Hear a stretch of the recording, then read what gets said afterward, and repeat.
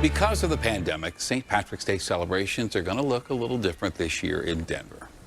In a normal year, it's one of the biggest celebrations of Irish culture in our nation, much to the delight of our Irish transplant and Denver 7 producer, Stephen Armstrong. Who found out there is a rich history behind the size and unique flair of this distinctly Colorado celebration.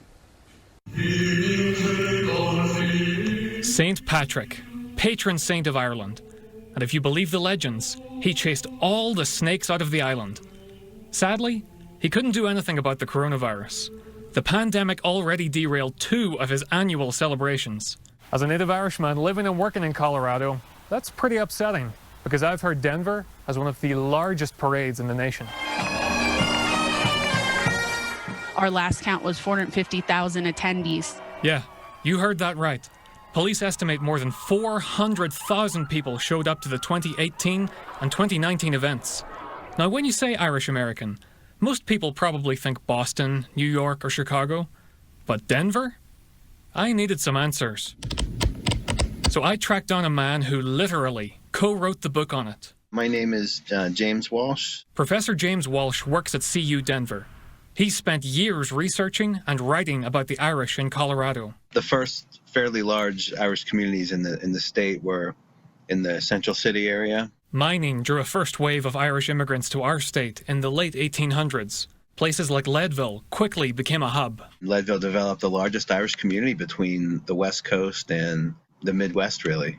Many Irish worked dangerous, low-paying jobs and found themselves competing for work with other immigrant groups. Conflicts, especially with Chinese migrants, were not uncommon. But we also see evidence of solidarity with other communities by the Irish.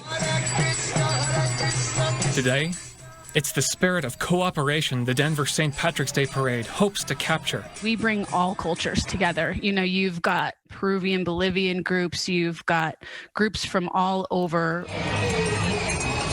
And it wouldn't be a Colorado party without a Western flair. You've got the Western culture thrown in, a lot of different horse groups.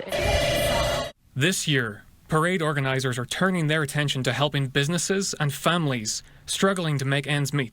And they're partnering with the Colorado Restaurant Association to make it happen. One of the goals is to fundraise for their foundation that actually helps hospitality workers. Helping those facing financial hardship.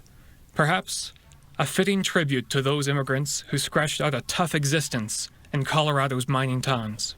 So this year, whether you celebrate online, at your favorite restaurant, or by raising a glass at home, all Coloradans know on St. Patrick's Day, they're Irish for the day.